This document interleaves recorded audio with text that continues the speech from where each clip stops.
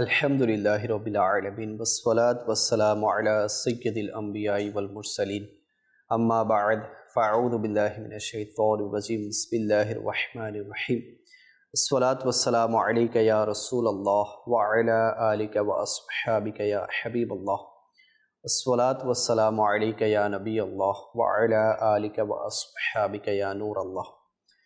মাদানী চ্যানেলের দর্শকবৃন্দ, দেখছেন অনুষ্ঠান আলোর পথে। যে যেখান থেকে আমাদের সাথে শরীক হয়েছেন আপনাদের সবাইকে জানাচ্ছি আমাদের এই অনুষ্ঠানের পক্ষ থেকে অসংখ্য শুভেচ্ছা এবং অভিনন্দন। গত পর্বে আমরা উচ্চ দ্রব্যমূল্য নিয়ে আলোচনা করার সৌভাগ্য লাভ করেছি। আজকে ইনশাআল্লাহুল কারীম অন্য একটি বিষয় নিয়ে আপনাদের সামনে আলোচনা করব। আসলে এর পূর্বে দরুদে পাকের ফজিলত শুনে নেই। আমাদের প্রিয় নবী রসুল আরবি হুজুর পুন্নূর সাল্লাল্লাহু তাআলা আলাইহি ওয়া আলিহি ওয়াসাল্লাম ইরশাদ করেন, যে ব্যক্তি আমার উপর দৈনিক 50 বার দরুদ শরীফ পাঠ করবে, কাল কিয়ামতের দিন আমি তার সাথে মুসাফাহা করব। মুসাফাহা মানে আমার নবী করিম সাল্লাল্লাহু আলাইহি ওয়াসাল্লামের সাথে হাত মিলানো, হাতকে টাচ করা। তাহলে চিন্তা করুন, সেই ভয়াবহ দিনে, ভয়াবহ মুহূর্তে যদি আমার সাথে নবী পাকের হাত মোবারক লেগে যায়, তাহলে ইনশাআল্লাহুল কারীম এটা আমাদের বিশ্বাস, আমরা আর জাহান্নামে যাব না। আল্লাহ তাআলা আমাদের সবাইকে বেশি পরিমাণে দরুদে পাক পড়ার তৌফিক দান করুন। সল্লু আলাল হাবিব সাল্লাল্লাহু তাআলা আলা মুহাম্মদ সাল্লাল্লাহু তাআলা আলাইহি ওয়াসাল্লাম সালাতাও ওয়া সালামান আলাইকা সৈয়দি সৈয়দি ইয়া রাসূলুল্লাহ। দর্শকবৃন্দ, আজকে যে বিষয় নিয়ে আমরা আলোচনা করব তা হচ্ছে নিজের প্রতি যত্ন নেয়া। জি হ্যাঁ, নিজের প্রতিও যত্ন নিতে হবে। আমরা অনেক সময় এতই ব্যস্ত হয়ে যাই, নিজের প্রতি খেয়াল রাখা, নিজের প্রতি যত্ন নেয়া এটা আমাদের হয়ে ওঠে না। বা ঘরের মধ্যে যে সকল কর্তা থাকে, যারা প্রধান থাকে ঘরের, তারাও কিন্তু অনেক সময় নিজের শরীরের প্রতি খেয়াল রাখা, নিজের স্বাস্থ্যের প্রতি খেয়াল রাখা, নিজের প্রতি যত্ন নেয়া এটা অনেক সময় হয়ে ওঠে না। ইনশাআল্লাহুল কারীম আজকে এই বিষয় নিয়ে আলোচনা করব। শুরুতেই একজন আলিমি দ্বীনের অভিজ্ঞতা আপনাদের সামনে শেয়ার করছি আমি। এক আলিমি দ্বীন উনি ঘোষণা করলেন যে আজকে সবাইকে, সব ছাত্রদেরকে ক্লাসে উপস্থিত হতে হবে। উনি সেখানে ওয়াজ নসিহত করবেন, বয়ান করবেন। তো ওই আলেমী দ্বীন যিনি ওস্তাদ ছিলেন, উনি এই ফিল্ডের মধ্যে, শিক্ষকতার মধ্যে প্রায় 47 বছর উনি অতিবাহিত করেছেন এবং উনি ওনার জীবনের প্রায় 47টি বছর অতিবাহিত করেছেন। তার মধ্যে 23 বছরই শিক্ষকতায় তিনি হাজারো ছাত্রকে পড়িয়েছেন। তো যাদের যোগ্যতা, মেধাশক্তি, মুখস্থ শক্তি, পরিশ্রম, বয়স, দৈহিক গঠন এবং স্বাস্থ্য প্রত্যক্ষ করা ওনার জীবনের একটা অবিচ্ছেদ্য অংশ ছিল। যেহেতু উনি টিচিং প্রফেশনে ছিলেন, তো এগুলো উনি কাছ থেকে দেখেছেন। আজকাল তিনি খুব ভালোভাবে উপলব্ধি করছিলেন যে বর্তমান ছাত্রদের দৈহিক অবস্থা, মানসিক অবস্থা এতটা মজবুত না যেভাবে পূর্বের ছাত্রদের ছিল। যেহেতু উনি এই টিচিং প্রফেশনে ছিলেন, তো উনি পূর্বে যে ছাত্রদের দৈহিক গঠন বলেন, মানসিক অবস্থা বলেন, বা তাদের মুখস্থ শক্তি বলেন, তাদের মেধা শক্তি বলেন, তাদের যোগ্যতা বলেন, পূর্বের যে ছাত্ররা ছিল তাদের তুলনায় বর্তমান ছাত্রদের এগুলো লক্ষ্য করা যাচ্ছে না। তো উনি সবাইকে ওয়াজ নসিহত করার জন্য, এই ব্যাপারে তাগিদ দেওয়ার জন্য সবাইকে একসাথে ডাকলেন। তো সবাইকে ডাকা হলো, সবাই আসলো। তো উনি ছাত্রদেরকে বয়ান করার জন্য আল্লাহ রাসূল সাল্লাল্লাহু আলাইহি ওয়াসাল্লামের এই হাদিসে পাকটি শোনালেন। কোন হাদিসে পাক? হাদিসে পাকটি হচ্ছে, যেটা আমরা প্রায় সময় মাদানী চ্যানেলের স্ক্রিনেও শুনতে পেয়েছি। আমার রাসূল করিম সাল্লাল্লাহু আলাইহি ওয়াসাল্লাম বলেন, 5টি বিষয়কে 5টি বিষয়ের পূর্বে গনিমত মনে করো। 5টি বিষয়কে 5টি বিষয়ের পূর্বে প্রাধান্য দাও, গনিমত মনে করো। সে 5টি জিনিস কি কি? নাম্বার 1, যৌবনকে বার্ধক্যের পূর্বে, অর্থাৎ আপনি এখন যুবক আছেন, যৌবন অবস্থা আপনার চলমান, বৃদ্ধ হওয়ার আগে এই অবস্থাটার উপর আপনি গুরুত্ব দিন। কেমন গুরুত্ব? বৃদ্ধ হয়ে গেলে আপনি দেখবেন বৃদ্ধ যারা আছে তারা কিন্তু ঠিকভাবে কাজকর্ম করতে পারে না, তারা অন্যের সাহায্যে চলে থাকে। অনেক সময় দেখবেন তাদের কোমর দুর্বল হয়ে গেছে, হাড় যেগুলো আছে বা হাঁটু যেগুলো আছে সেগুলো দুর্বল হয়ে গেছে, তারা নিজেরা চলাচল করতে পারে না, অন্যের সাহায্য প্রয়োজন হয়। তো এজন্য ওই অবস্থায় যাওয়ার আগে নিজের যৌবনকে গনিমত মনে করো, প্রাধান্য দাও। অন্যের সাহায্যে যাওয়ার আগে নিজেই যা করার করে নাও, সেটা ইবাদত হোক, রিয়াজত হোক, সেটা নিজের পরিবারের জন্য উপার্জন হোক, যেটাই হোক, এটাকে প্রাধান্য দাও। নাম্বার 2 বলা হচ্ছে যে সুস্থতাকে অসুস্থতার পূর্বে। আপনি দেখবেন যারা সুস্থ থাকে এত গুরুত্ব দেয় না, খুবই এটাকে লাইটলি নেয়, কিন্তু যখন অসুস্থ হয়ে যায়, ইস আমি যদি আজকে সুস্থ থাকতাম তাহলে আমি নফল নামাজও পড়তাম, দরুদও পড়তাম, জিকিরও করতাম, 5 ওয়াক্ত নামাজ আমার ছুটতো না, আমার এখন অসুস্থ, আমি কিছুই করতে পারছি না। বলা হচ্ছে এই অসুস্থতার আগেই সুস্থতাকে প্রাধান্য দাও। এখন আমরা সুস্থ আছি, এখন আমার জন্য নফল নামাজ পড়া 10 রাকাত, 12 রাকাত, 20 রাকাত, 25 রাকাত, 30 রাকাত নফল নামাজ পড়া আমার জন্য তো কোনো ব্যাপার না, আমি এখন পড়ে নেই। অসুস্থ হলে তো পারবো না। অসুস্থ অবস্থায় অনেকের মাআযাল্লাহ ফরজ নামাজও তরক হয়ে যায়, সেটাকে লাইটলি নেয়। অথচ আল্লাহ তাআলা বান্দার যে কোনো অবস্থায় নামাজ না ছাড়ার ব্যাপারে তাগিদ দিয়েছেন।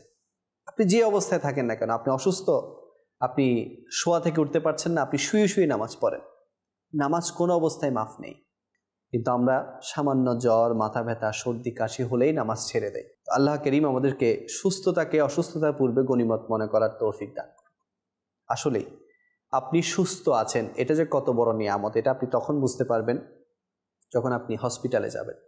হসপিটালে দেখবেন বিভিন্ন ধরনের পেশেন্ট, কেউ হার্টের পেশেন্ট, কেউ হাঁটুর ব্যথার পেশেন্ট, কারো হাড় দুর্বল হয়ে গেছে, কারো হাত ভেঙে গেছে, কারো পা ভেঙে গেছে, কারো চোখ নষ্ট হয়ে গেছে, চোখের জ্যোতি চলে গেছে, চোখের অপারেশন হয়েছে, কারো আল্লাহর পানা অনেক ভয়াবহ অবস্থা।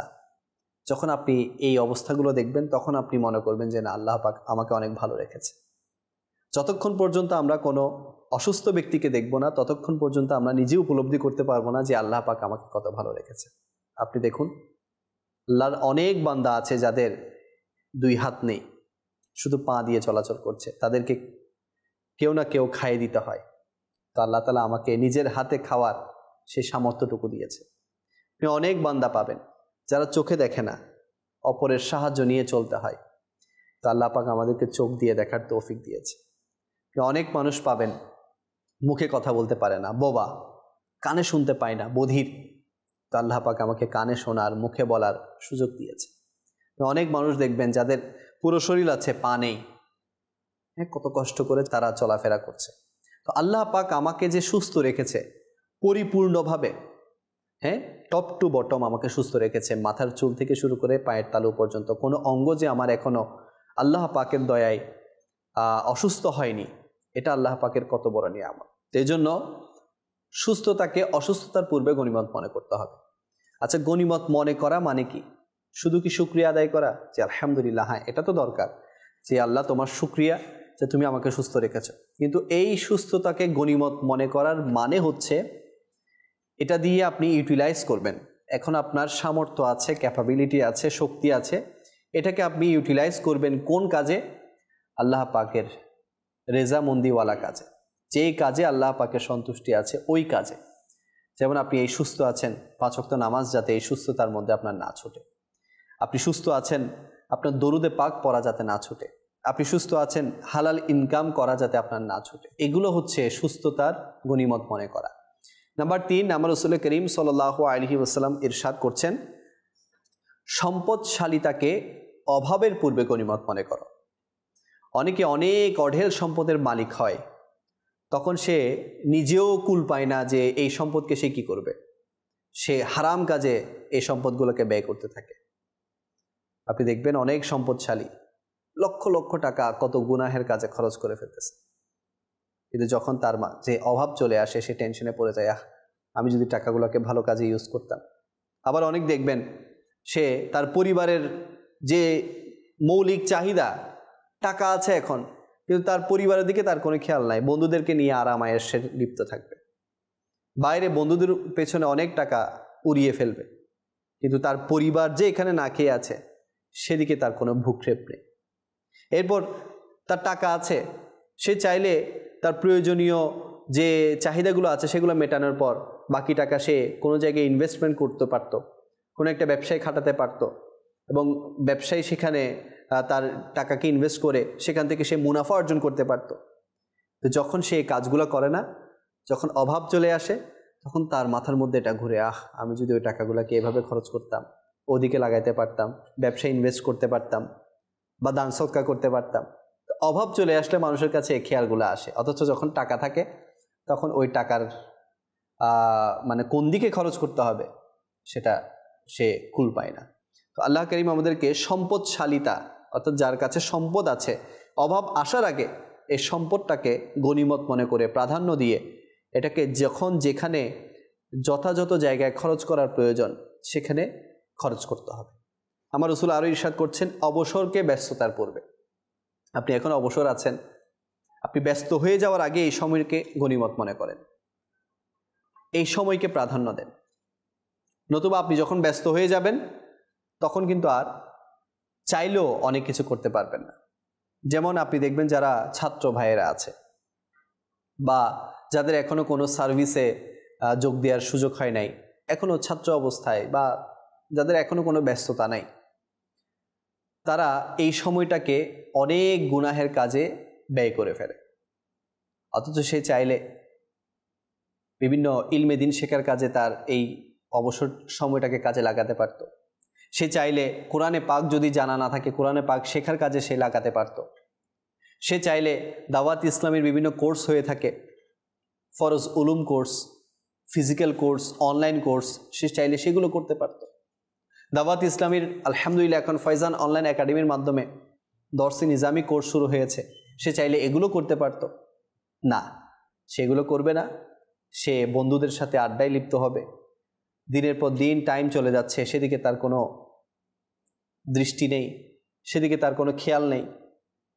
ওই ব্যস্ত হয়ে গেলে যখন তাকে বলা হয়, ভাই আসেন না আমরা একটু কোরআন শিখি, ভাই আমার তো অনেক ব্যস্ততা, আমি চাকরি করে একেবারেই সময় পাই না, ফ্যামিলিকেও টাইম দেওয়ার সময় পাই না, এখন আমি কীভাবে শিখবো? ভাই আসেন না 3 দিনের মাদানী কাফেলাই আমরা সফর করি, আল্লাহ রাস্তায় 3টা দিন সময় দিই। তখন তার অনেক ব্যস্ততা বেড়ে যায়। তো আপনি যখন ব্যস্ত ছিলেন না তখন আপনাকে কি বাধা দিয়েছে? এখন না হয় আমি বুঝলাম যে আপনার সার্ভিস লাইনে আছেন, আপনি জবে আছেন, আপনার ব্যবসা আছে, আপনি একটা ব্যস্ততা দেখাচ্ছেন। যখন ব্যস্ত ছিলেন না তখন আপনি কতটুকু দিনের কাজে সময় দিয়েছেন? তো এই জন্য আল্লাহ রসুল বলছে যে অবসরকে ব্যস্ততার পূর্বে প্রাধান্য দাও, গনিমত মনে করো। আমার রসুল আরও বলছেন, জীবনকে মৃত্যুর পূর্বে প্রাধান্য দাও। মত চলে আসলে তখন মালাকুল মত আমাকে আর এক মুহূর্তের জন্য সময় দিবে না, টাইম শেষ, চলো চলো বলে আমাকে সাথে নিয়ে যাবে, আমার রূহকে নিয়ে যাবে। এই জন্য জীবনকে মৃত্যুর পূর্বে গনিমত মনে করতে হবে। আমার আল্লাহ তাআলা আমাদেরকে সৃষ্টি করেছেনই একটাই উদ্দেশ্যে, ওয়ামা খলাকতুল জিন্না ওয়াল ইনসা ইল্লা লিয়াবুদুন। আমি মানব জাতি এবং জিন জাতিকে সৃষ্টি করেছি আমার ইবাদত করার জন্য। এখন আপনি সারা বছর সারা জিন্দিগি আপনি ইবাদত করেন নাই, যখন মালাকুল মতকে দেখবেন তখন আপনার ইবাদতের কথা মনে পড়ে যাবে। তখন যদি আপনি বলেন, ভাই আমাকে আর একটু সময় দেন, আমি আমার জিন্দিগির যে নামাজগুলো কাজা হয়েছে সেগুলো একটু পড়ে নেই, আমি আল্লাহর কাছে একটু দোয়া করে নেই, আমি আল্লাহর কাছে একটু তওবা করে নেই, না, 1 ন্যানো সেকেন্ড পর্যন্ত আপনাকে সময় দেওয়া হবে। সাথে সাথে আমার যখন সময় ফুরিয়ে যাবে সাথে সাথে রুটা কবজ হয়ে যাবে। তো ওই আলেমে দ্বীন, ওই উস্তাদ সাহেব সব ছাত্রদেরকে এই নসিহত করলেন। তো এই 5টা পয়েন্ট থেকে উনি যে বিষয়ের উপর সবচেয়ে বেশি গুরুত্ব আরোপ করেছেন, যে বিষয়ের প্রতি সবচেয়ে বেশি ফোকাস করেছেন, সেটা হচ্ছে সুস্থতাকে অসুস্থতার পূর্বে গনিমত মনে করা। জি হ্যাঁ, আপনি দেখবেন যারা পূর্বের বুজুর্গানে দ্বীনগণ ছিলেন তারাও নিজের স্বাস্থ্যের প্রতি খেয়াল রাখতেন। কেননা নিজের স্বাস্থ্যের প্রতি যদি আমরা খেয়াল না রাখি তাহলে আমরা অনেক কাজ থেকে বঞ্চিত হয়ে যাব। কি কাজ? সেটা দিনী কাজও হতে পারে, দুনিয়াবী কাজও হতে পারে, আমরা বঞ্চিত হয়ে যাব।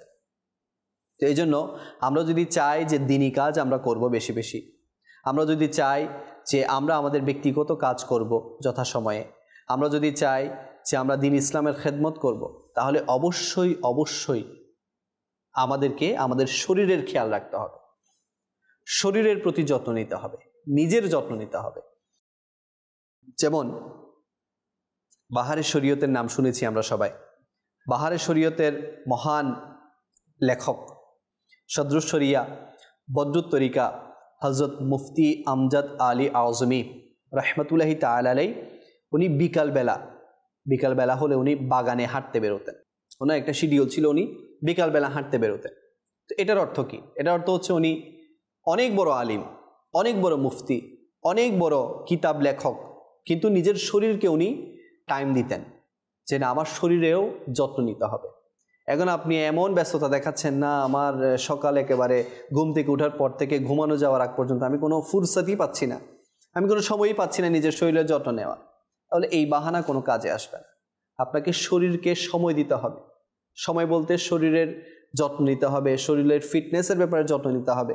নাহলে দেখা যাবে যে আপনার বয়স 30 পার হলেই আপনি ওই বলে না যে বুড়ার ভান ধরা, মানে আপনি তখন বুড়ার ভান ধরে ফেলবেন।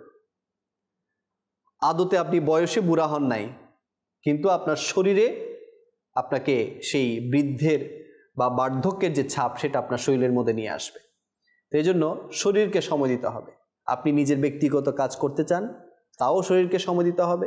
আপনি দিনী কাজ করতে চান, তাও শরীরকে সময় দিতে হবে। যেমন দাওয়াত ইসলামী যিনি প্রতিষ্ঠাতা আবু বিলাল মোহাম্মদ ইলিয়াস আত্তার কাদেরী দামাত বরকাতুমুল আলিয়া, আমরা ওনার বেলায়ও আমরা দেখি যে উনি নিজের ঘরে প্রতিদিন উনি হাঁটাচলা করেন। যেহেতু ওনার এখন বয়স হয়েছে, বাইরে বের হওয়ার মতো এখন পরিস্থিতি ওনার নেই, উনি নিজের ঘরের মধ্যেই হাঁটাচলা করে, যাতে শরীরের একটা শরীর যাতে একটা বিশ্রাম পায়। শরীরে তো কিছু চাহিদা আছে, সেটা যাতে পায়, তো উনি হাঁটাচলা করেন। এবং উনি এই বয়সে নিজের খাবারের মেনুর প্রতি খেয়াল রাখেন। এখন তো আমরা যা পাই তা খাই, পরবর্তীতে আমরা টেনশনের মধ্যে পড়ে যাই। দেখবেন অনেকে আছে পুরো দিন ফাস্ট ফুড খাচ্ছে, রাতের বেলায় শেষে গ্যাস্ট্রিকের ট্যাবলেট খাচ্ছে। এই অতিরিক্ত গ্যাসের ট্যাবলেট খাওয়ার কারণে, অ্যান্টাসিড খাওয়ার কারণে তার শরীরে যে বিরূপ প্রতিক্রিয়া হচ্ছে সেটা সে আজকে খেয়াল করবে না, কিন্তু কয়েক বছর পরে গিয়ে তার শরীরে সেটা প্রভাব ফেলবে। তো এজন্য যেটা করা দরকার, আমাদের শরীরের যত্নের ব্যাপারে আমাদের খাবারের মেনুর প্রতি অবশ্যই খেয়াল রাখতে হবে। আমি দেখেছি আমির আহলুস সুন্নাত দামাত বরকাতুমুল আলিয়া সবজি জাতীয় খাবার বেশি খান এবং মশলা জাতীয় খাবার উনি পরিহার করেন। যেগুলো শরীরের জন্য ক্ষতি সেগুলো উনি পরিহার করেন, এবং যেগুলো প্রাকৃতিক শাকসবজি বলেন বা প্রকৃতি থেকে যেগুলো আমরা সরাসরি পেয়ে থাকি, এগুলো উনি বেশি গ্রহণ করার চেষ্টা করে থাকেন। আব্দুল হাবিব আত্তারি আপনারা দেখেছেন আব্দুল হাবিব ভাইকে, উনি যখন বাংলাদেশ সফরেও এসেছেন আমরা দেখেছি উনি বেশিরভাগ ফ্রুটস খেতেন। উনি একটা কথা বলেন যে আপনি দেখবেন এই ফ্রুটস জিনিসটা আপনি পুরো বিশ্বের মধ্যেই পাবেন। আপনি যদি এটার অভ্যস্ত হয়ে যান, আপনি অন্য একটা দেশে গিয়েছেন, তাহলে আপনাকে ম্যানেজ করতে কষ্ট হবে না, আপনার শরীরের সাথে ব্যালেন্স করতে কষ্ট হবে না। হয়তোবা দেখা যাচ্ছে আপনি ঘরে মশলাদার খাবার পাচ্ছেন, বা যেই উপায়ে আপনি ঘরে খেতেন সেই উপায়টা, সেই মেনুটা যদি আপনি অন্য দেশে না পান, তাহলে আপনার শরীরের সাথে সেটা অ্যাডজাস্ট হবে না। সেখানে গিয়ে আপনার অন্য কিছু হয়ে যেতে পারে, ডাইজেস্টের সমস্যা হয়ে যেতে পারে, পেটের সমস্যা হয়ে যেতে পারে। তো আপনি যদি ফ্রুটস জিনিসটা বা প্রাকৃতিক যে জিনিসগুলো আছে সেগুলো গ্রহণ করা শুরু করেন, তাহলে আপনি দুনিয়ার যে কোনো কোনায় যান না কেন। আচ্ছা, আপনি দিনের খেদমত করবেন, হয়তোবা এমনও হতে পারে আপনি দিনের খেদমত করার জন্য আপনি এক শহর থেকে অন্য শহরে যাচ্ছেন, তো ওই শহরের খাবার আপনার পেটের মধ্যে হজম নাও হতে পারে। তা আপনি যদি প্রাকৃতিক খাবারে অভ্যস্ত হয়ে যান, ফ্রুটসে অভ্যস্ত হয়ে যান, তাহলে আপনার শরীর আপনি নিজ শহরে থাকলেও যে ব্যালেন্সে থাকবে, অন্য শহরে গিয়েও সেই ব্যালেন্সে থাকবে। তো এই জন্য আমাকে আপনাকে খাবারের প্রতি অবশ্যই খেয়াল রাখতে হবে। যেমন আমি একটা উদাহরণ দিয়ে বলি, সেটা হচ্ছে কম্পিউটারের দুইটি অংশ থাকে, একটা হচ্ছে হার্ডওয়্যার, একটা হচ্ছে সফটওয়্যার। তো দুটি অংশ এই কম্পিউটারের, যদি আপনি আপনার কম্পিউটার বা ল্যাপটপে অনেক আপডেটেড সফটওয়্যার ইনস্টল করতে চান, আর সেটার হার্ডওয়্যার যদি নতুন না হয় বা মজবুত না হয়, তাহলে আপনার ওই সফটওয়্যার যেটা আছে সেটা সেখানে কাজ করবে না, সেটা রান হবে না। আপনার হাই সফটওয়্যার ইনস্টল করতে হলে আপনাকে অবশ্যই হাই হার্ডওয়্যার লাগবে, মজবুত হার্ডওয়্যার লাগবে। তো ঠিক তেমনি আমাদের দেহ এবং মস্তিষ্ক এই হার্ডওয়্যার এবং সফটওয়্যারের মতো কাজ করে। আপনার দেহটা হচ্ছে মূলত হার্ডওয়্যার আর মস্তিষ্কটা হচ্ছে সফটওয়্যার। এখন আপনার দেহের মধ্যে ধরেন অনেক কিছু আছে, যেমন আমাদের দেহের মধ্যে আপনার পাকস্থলী আছে, হৃৎপিণ্ড আছে, লাংস আছে, তারপরে ফুসফুস আছে, কিডনি আছে, মূত্রথলি আছে, প্লীহা আছে। তো এগুলো একটার সাথে আরেকটা ওতপ্রোতভাবে জড়িত। এগুলো যদি একটা ডিস্টার্ব হয়ে যায়, বাকি সব ডিস্টার্ব হয়ে যায়।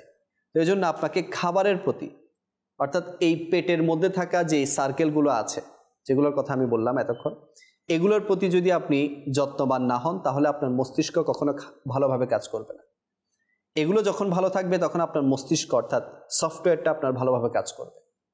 তো এই জন্য অবশ্যই নিজের স্বাস্থ্যের ব্যাপারে খেয়াল রাখতে হলে অবশ্যই আপনাকে যে পেটের সার্কেল আছে, এই যে ফুসফুস বলছি, কিডনি বলছি, মূত্রথলি বলছি, বা আরও যে আনুষঙ্গিক বিষয়গুলো আছে, খাবারের ক্ষেত্রে অবশ্যই আমাদেরকে সতর্কতা অবলম্বন করতে হবে। সাধারণত সুস্থতা এবং অসুস্থতা এটা জীবনেরই একটি অংশ। এমন না যে আমি অনেক সতর্কতা অবলম্বন করলাম তাই বলে আমার জীবনে কখনো অসুস্থ হবে না, এটা তো না। অসুস্থতা এটা জীবনের একটা অংশ, অসুস্থতা আসবেই। তো সুস্থতার জন্য আমাদেরকে আল্লাহর শুকরিয়া আদায় এবং অসুস্থতার জন্য ধৈর্য ধারণ করতে হবে। আবার এমনও না যে অসুস্থতা নাই আসুক, আমি এটার জন্য দোয়া করছি না। মনে রাখবেন, অসুস্থতা এটাও কিন্তু অনেক বড় একটা নিয়ামত।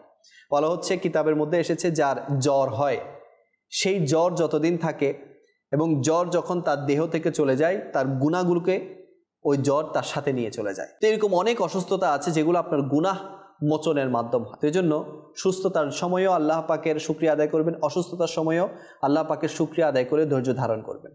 অসুস্থতাও এটাও আল্লাহ পাকের একটা নিয়ামত। আর অসুস্থতার সময়ও নিজের ব্যক্তিগত কাজকে যেভাবে আমরা মাইনাস করি না, ঠিক তেমনি দিনী কাজকেও মাইনাস করা উচিত না। দিনী কাজও আমাদেরকে করতে হবে। এজন্য দুনিয়া উপায় অবলম্বনের জগৎ। যদি আমাদের মাথায় ব্যথা হয়, ব্লাড প্রেশার হাই বা লো হয়, তো সুগার অনেক কম বা বেশি হয়ে যায়, অথবা আমাদের কোলেস্টেরলের সমস্যা থাকে, একটু হাঁটার পরেই যদি আমরা হাঁপিয়ে যাই, কিছুক্ষণ দাঁড়িয়ে থাকতে পারি না, হাঁটুতে শক্তি থাকে না, পা ব্যথা হয়ে যায়, গলা খারাপ থাকে, পেটে ব্যথা থাকে, কিছুক্ষণ পরার পরই মস্তিষ্ক ক্লান্ত হয়ে পড়ে, মস্তিষ্ক কাজ করে না, চোখের সামনে অন্ধকার অন্ধকার লাগে, তো তাহলে আমাদের বোঝা উচিত যে সব কিছু নর্মাল নয়, বরং কোথাও প্রবলেম আছে, যার দায় দায়িত্ব আমাদেরই। এজন্য আমাদের এই নিয়তে চিকিৎসার চেষ্টা করা উচিত। স্বাস্থ্য ভালো থাকলে আমরা দিনের খেদমত ভালোভাবে করতে পারবো। তো এজন্য স্বাস্থ্যের প্রতি, নিজের প্রতি যত্ন নিতে হবে। আর যদি যত্ন নেওয়ার পরেও কোনো অসুস্থতা দেখা দেয়, এটা হচ্ছে ভিন্ন বিষয়। সেজন্য চিকিৎসার পথ আছে, বিভিন্ন ডাক্তারি পরামর্শ আছে, সেগুলো আমরা গ্রহণ করতে পারি।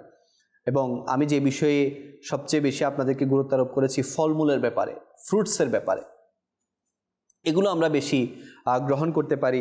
এরপর গোশত, সবজি, দুধ, এরপর দেশি যে ঘি আছে, মাখন আছে, সেগুলো আমরা গ্রহণ করতে পারি। এবং পানি বেশি করে পান করা, জি হ্যাঁ, এটা কিন্তু শরীরের একটা চাহিদা, পানি বেশি পান করা। তো পানি যদি আমরা বেশি পরিমাণে পান করি, ইনশাআল্লাহ আমরা নিজের শরীরকে সুস্বাস্থ্য রাখতে পারবো, নিজের শরীরকে ফিট রাখতে পারবো। এবং মনে রাখবেন, যদি খাবারের পেছনে টাকা খরচ না করেন, তাহলে হয়তোবা আপনাকে ঔষধের পেছনে টাকা খরচ করতে হবে। অনেক সময় দেখা যায় যে আমরা ফ্রুটস খাই না, হ্যাঁ, আমরা ভালো খাবার খাই না, যেগুলো শরীরের চাহিদা সেগুলো খাই না। তো দেখা যাচ্ছে সেখানে আমরা টাকা সেভ করতে গিয়ে সেগুলোকে মাইনাস করে ফেলি, ওই টাকা সেভ যেগুলো করি সেগুলো ডাক্তারের পেছনে গিয়ে খরচ করি। তো ডাক্তারের পেছনে খরচ না করে আমরা যদি নিজের শরীরের প্রতি যত্ন নিয়ে বিভিন্ন ফ্রুটস, ফলমূল খাই, বা দেশীয় যে খাবারগুলো আছে সেগুলো গ্রহণ করি, তাহলে ইনশাআল্লাহ আমরা আমাদের শরীরকে সুস্থ রাখতে পারবো। আল্লাহ করিম আমাদের সবাইকে সুস্থতা নসিব করুক এবং শান্তি ও নিরাপত্তা নসিব করুক, কেননা সুস্থ শরীর এটাও আল্লাহ পাকের অনেক বড় নিয়ামত। পরিবারের মধ্যে যদি কেউ অসুস্থ হয়ে যায় তখন কিন্তু পুরো পরিবারের মধ্যে একটা দুশ্চিন্তার ছাপ পড়ে যায় এবং সবাই পেরেশান হয়ে যায়। তো পরিবারের সবার যত্ন নেবেন। ঋতুভেদে বিভিন্ন সময় বিভিন্ন ধরনের পরিস্থিতি হয়ে যায়, ঠান্ডা গরম মিক্স হয়ে যায়। তো এই ব্যাপারেও নিজের খেয়াল রাখবেন, নিজের ছোট ছোট বাচ্চাদের খেয়াল রাখবেন। যখন ইনশাআল্লাহ আমরা ঘরের পরিবেশের ব্যাপারে খেয়াল রাখবো, ঘরের প্রত্যেকটা সদস্যদের শরীরের ব্যাপারে খেয়াল রাখবো, দেখবেন ইনশাআল্লাহ আমাদের পরিবার সুস্বাস্থ্যের পরিবার হবে এবং আমরা সবাই মিলেমিশে নিজের দুনিয়াবি কাজও করতে পারবো, দিনই কাজও করতে পারবো। এবং সেই সাথে অবশ্যই নিজের আশপাশটা পরিষ্কার পরিচ্ছন্ন রাখবেন, কেননা অনেক সময় পরিষ্কার পরিচ্ছন্নতাও এটাও নিজের শরীরের উপর প্রভাব রাখে। পরিবেশ যদি দুর্গন্ধময় হয়, ধরেন দেখেন আপনি অনেক ভালো খাবার খাচ্ছেন কিন্তু আপনার ঘরকে আপনি এমন নোংরা করে রেখেছেন, এই নোংরার কারণে আপনি অসুস্থ হয়ে যাচ্ছেন। তো এই জন্য পরিষ্কার পরিচ্ছন্নতার ব্যাপারেও গুরুত্ব দিবেন, যেহেতু এটা দিন ইসলামে এটাকে গুরুত্ব দিয়েছে, পরিষ্কার পরিচ্ছন্নতার ব্যাপারে গুরুত্ব দিয়েছে। তো পরিষ্কার পরিচ্ছন্ন থাকবেন, ইনশাআল্লাহুল করিম নিজের শরীরকে সুস্থ রাখতে পারবেন। আল্লাহ করিম আমরা যা কিছু শুনেছি এরপর আমল করার তৌফিক দান করুক এবং এগুলো অপরকে পৌঁছিয়ে দেওয়ার তৌফিক দান করুক। ইনশাআল্লাহুল করিম অপর একটি পর্বে আপনাদের সামনে আবারও উপস্থিত হওয়ার সৌভাগ্য লাভ করব। আজকের জন্য এতটুকুই। আমিন বিজাহিদ নবিকিল আমিন সাল্লাল্লাহু তাআলা আলাইহি ওয়া আলিহি ওয়াসাল্লাম। সাল্লু আলাল হাবিব সাল্লাল্লাহু তাআলা আলা মুহাম্মদ সাল্লাল্লাহু তাআলা আলাইহি ওয়াসাল্লাম।